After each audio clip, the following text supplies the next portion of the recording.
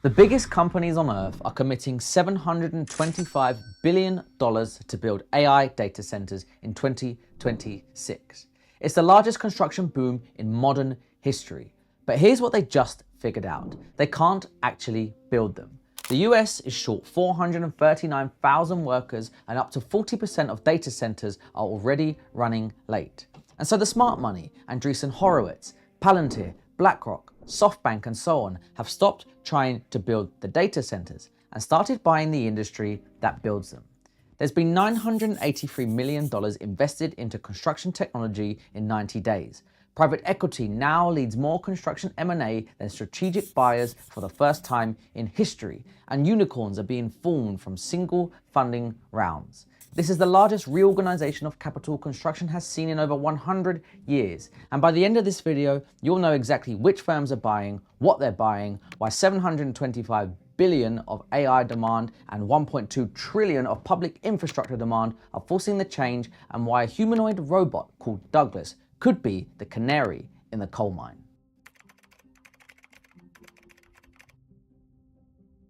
So let's start with how unlikely this turn really is. For 50 years, construction has been the joke of the global economy. Too fragmented, too analog, too slow. While manufacturing got robots and software ate the world, construction stayed exactly the same. Productivity in this industry has grown at 0.4% a year since 2000. 0.4. Manufacturing grew at 3%, the wider economy at 2%. That's not a slow industry, that is a stalled one. And let's think about what that actually means. If a builder in 1975 came back today and walked onto a site, almost everything would look familiar. The same trades, the same sequencing, the same paper drawings, except now they're on an iPad. The same disputes over the same change orders. Nothing fundamental has changed. Compare that to what's happened in manufacturing in the same period, or agriculture, or logistics, or finance. Every other major industry on Earth went through a productivity revolution, and construction sat it out. And the reason is simple. Every project is a one-off. Every site is unique. Every contractor uses different software, or no software at all. The information that lives on a building site has spent the last 40 years trapped in filing cabinets, email chains, and the heads of foremen who are about to retire. You couldn't build software for an industry like that. The data was too messy, the workflows were too custom, the people on the ground were too busy to learn yet another platform. The capital required to fix any of it was enormous, and the returns were uncertain. So the smartest investors in the world looked at construction and said, nah, for half a century. Until now. Something has shifted in the last 18 months that has made the most sophisticated capital on the planet do something they have never done before. They've decided that this stalled, fragmented, unsexy industry is the place to be. The question is what?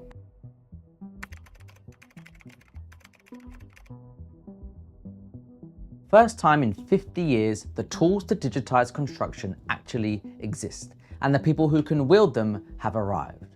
But tools and talent don't move trillions of dollars. They just sit there until something forces the industry to pick them up.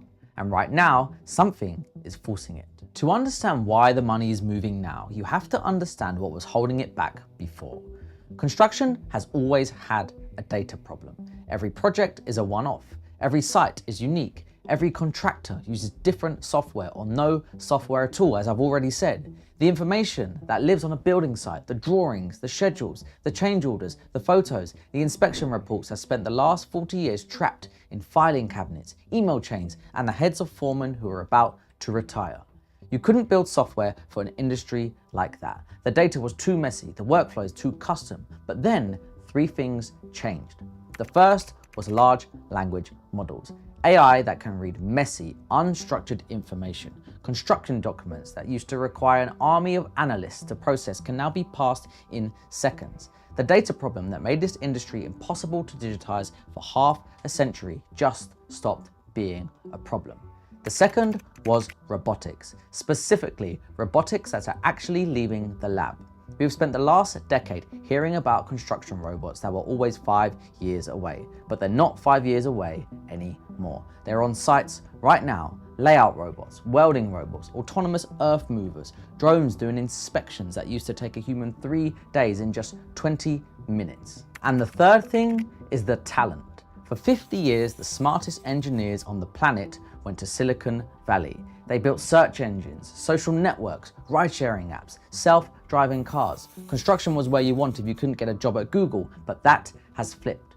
The founders of Bedrock Robotics came out of Waymo, where they helped build self-driving cars and pivoted that exact technology onto construction sites.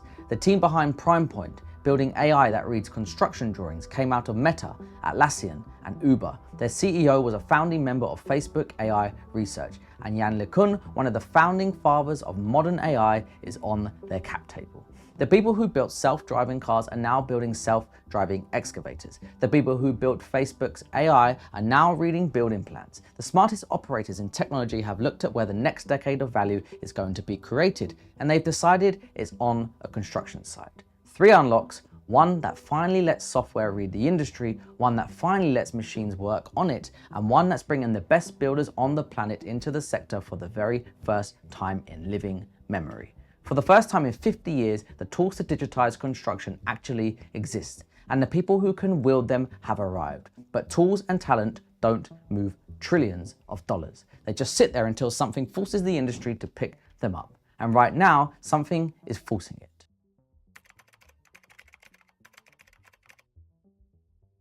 So, the unlock is real, the technology works, the labor gap is forcing change, but none of that explains why the smart money is moving now, at this scale, at this pace. To understand that, you have to look at what's about to land on this industry's plate. Let's start with the AI infrastructure. The 4 biggest US tech companies, Amazon, Microsoft, Google, and Meta, have committed more than $725 billion to AI infrastructure in 2026 alone, nearly double what they spent in 2025. 3/4 of that, around $450 billion, is going directly into data centers, GPUs, and the physical facilities to house them. That number is so large, it's now 2.2% of US GDP from 5 companies in just 1 year. And they're not slowing down. Moody's projects $3 trillion in global data center spending over the next 5 years just to keep pace with demand. Hyperscalers have already signed $662 billion in data center leases that haven't even broken ground. Off the balance sheet, not in the headlines, just sitting in the pipeline waiting for someone to build them. For the first time in modern history, in December 2025, America spent more building data centers than office buildings. Single campuses now require 4,000 workers, the population of a small town arriving on one site. But here's what people miss the most.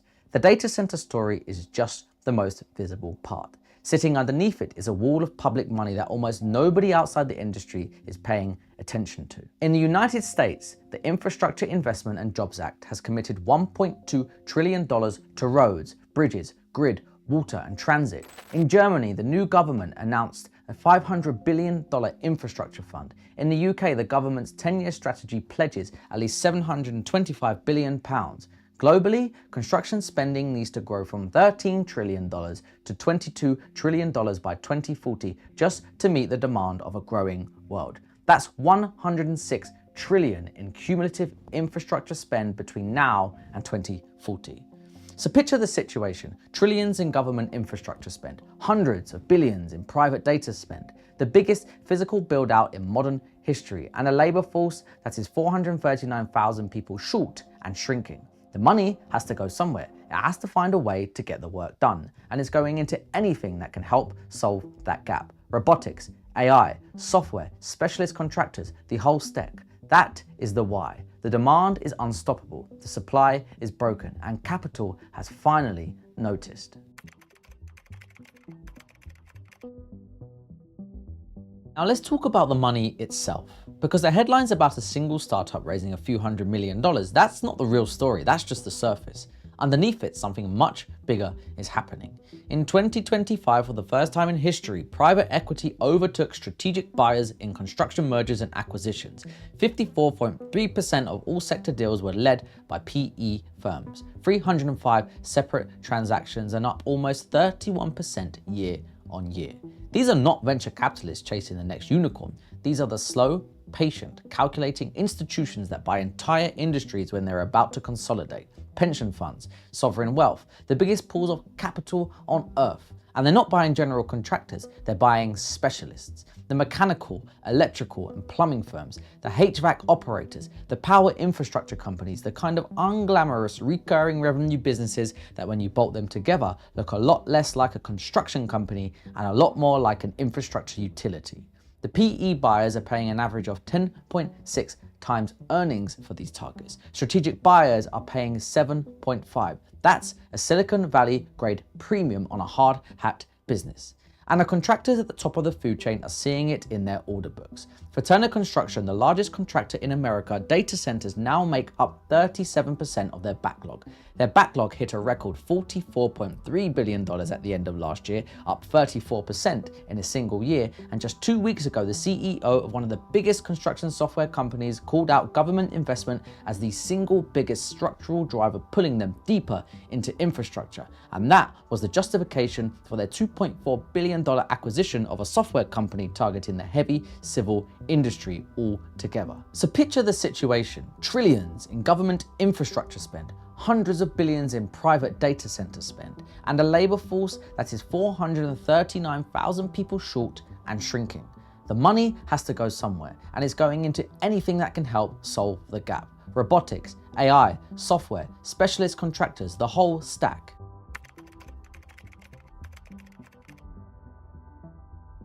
At the start of this video, I named 4 firms, and now let me tell you which each of them is doing, because you won't get this stuff in the headline. Palantir, the company that built data systems for the US military, has launched a dedicated product called Palantir for Construction. Their pitch is that the same operational platform they built for defense and intelligence will become the decision layer that sits above every major contractor on Earth. BlackRock, the largest asset manager on the planet, is putting $100 million into training the next generation of electricians, the world's biggest money manager, funding trade schools. Andreessen Horowitz, the venture firm behind Facebook, Airbnb, Stripe, and some of the biggest tech companies on Earth, just published a public thesis declaring software ripe for disruption. They specifically called out Revit, the dominant design tool in this industry, as the next domino to fall. And their American Dynamism fund has already led a round into an AI construction startup called Unlimited Industries. And SoftBank, Masayoshi Son, the man who funded WeWork and ARM and OpenAI, is preparing to spin off a new company called Rose, focused entirely on using robots to build data centers. The targeted IPO valuation, $100 billion before the company has shipped a single product. That is not a venture bet. That is a bet on a public market position the size of an entire FTSE 100 company on the thesis that robots will build the data centers of the next decade. And the same capital is showing up wherever the best operators are. Bedrock Robotics got Eclipse Ventures and 8VC. PrimePoint got Capital G, the growth fund inside Alphabet. The checks follow the talent, and right now all of it points in the same direction. If you told me 5 years ago that Andreessen Horowitz, Palantir, BlackRock, SoftBank and so on, Alphabet's growth fund, and senior engineers from Waymo, Meta, Facebook and so on would all be pointing in the same industry at the same time, and that industry was construction, I'd have spat my coffee out.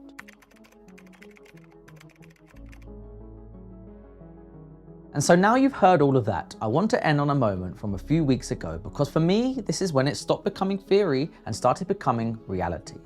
A UK contractor called Tilbury Douglas became the first major builder in Britain to deploy a humanoid robot on a live construction site. The robot, named Douglas, walks a site autonomously, it captures 360-degree imagery, it feeds inspection data into health and safety systems, and it saves the site team about 40 hours of admin a month. The unit itself costs £15,000. That's a real robot on a real building site doing real work. And it isn't alone. SoftBank's Rose, the autonomous excavators coming out of Bedrock, the AI layer Palantir is building, and the drawing intelligence engine PrimePoint is shipping. They are all converging on the same site at the same time. Now, we have been here before. In 2021, I'm sure all of you remember this, a company called Katerra collapsed after raising over $2 billion trying to industrialize construction. So anyone who tells you this industry is easy to crack just hasn't tried. The difference is that this time, the new wave isn't trying to boil the ocean, they're picking one tight, repeatable problem, such as layout printing, welding, site scanning, document parsing, site reporting, and they're winning by doing that one thing better than humans can. That's a different model altogether, and that's a model that scales. As I said earlier, globally, construction spending needs to grow from $13 trillion to $22 trillion by 2040 just to meet the demand of a growing world. To meet that, the industry will need to become more productive than it has in the last 100 years. And the firms that figure that out, the founders, the operators, the investors who can crack the code first, they are going to capture a piece of one of the largest spending pools in human history. So when you see all of this happening at once, don't think of it as money chasing a hot sector. Think of it as smart money finally catching up to a story that has been hiding in plain sight for over 50 years. The dam has broken. The capital is here, the robots are on site, and the people building on top of it are some of the best operators on the planet. The only question now is whether the rest of us are going to watch it happen or whether we're going to be part of it. And I think you already know which side I'm on. If you enjoyed this and you want more videos thinking about the future of one of the biggest industries on earth that no one really talks about, then please subscribe. I'm Andreessen, and this is Bricks and Bytes.